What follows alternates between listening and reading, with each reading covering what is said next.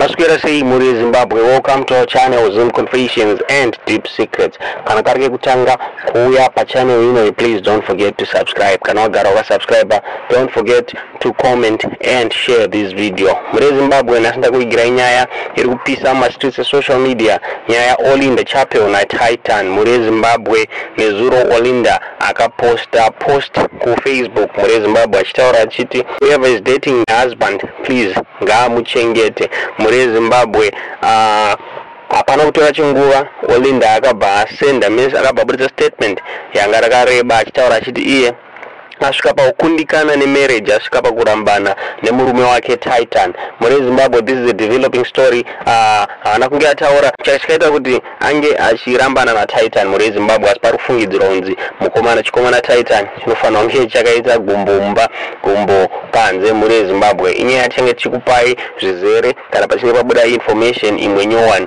asi pari zvimwe chimbotodza kuti muri kufunga pamusoro penyaya muri Zimbabwe comment section kuti muchiona sei muri Zimbabwe relationship itudzei muri Zimbabwe kuti zvakamira sei, itudzei zvamuri kufunga comment section.